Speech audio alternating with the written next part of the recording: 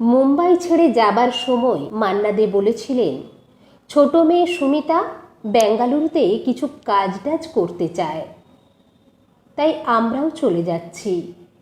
ওকে তো আমরা একা ছেড়ে দিতে পারি না। তারপর আরতি মুখোপাধ্যায় জানাচ্ছেন, দিনের পর দিন ফোন করেছি, বেজে গেছে শুধু, কেউ ফোন ধরতো না। একজন অত্যন্ত জনপ্রিয় গায়িকা শুনলাম মান্নাদার জন্মদিনে ওর বাড়িতে দেখা করতে গিয়ে শেষমেশ বাড়িতে ঢুকতে না পেরে জানালা থেকে শুভেচ্ছা আর প্রণাম জানিয়ে চলে আসেন। কেন? যে মান্না দে ভোরবেলা রেওয়াজ ছাড়া ভাবতেই পারতেন না শেষ জীবনে তার কাছে একটা হারমোনিয়াম পর্যন্ত ছিল না। মান্নাদের বহু গানের মিউজিক অ্যারেঞ্জার হিসেবে কাজ করেছেন শান্তনু বসু। স্ত্রী সুলোচনার মৃত্যুর পর মান্না দে একদিন ফোন করলেন তাকে। সুলুকে উৎসর্গ করে কয়েকটা গান করব ঠিক করেছি, তোমার হেল্প চাই। তারপরেই বললেন, দেখো এই সময় আমার গান তো খরচা করে কেউ করবে না, তুমি আমাকে বলো, আমি যদি 8টা গান করি কত খরচ হতে পারে? ভাবা যায়।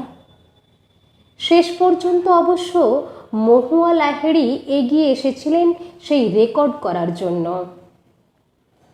এই রেকর্ডের কাজেই বেঙ্গালুরু পৌঁছে শান্তনু বসু ফোন করলেন মান্না দেকে।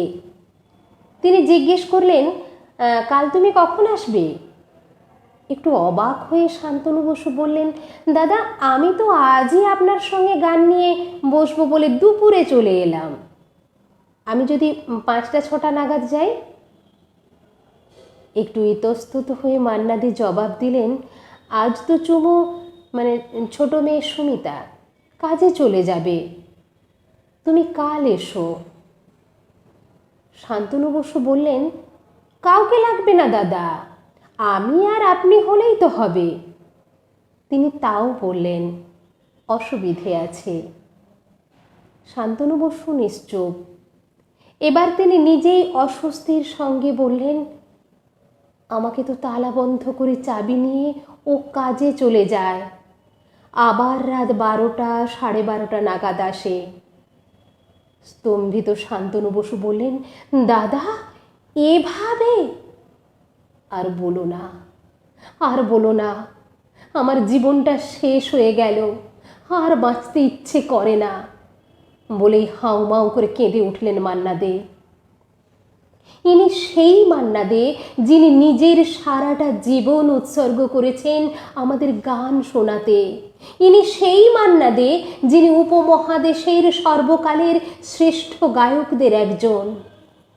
কে জানে শেষ জীবনে কার কি লেখা আছে?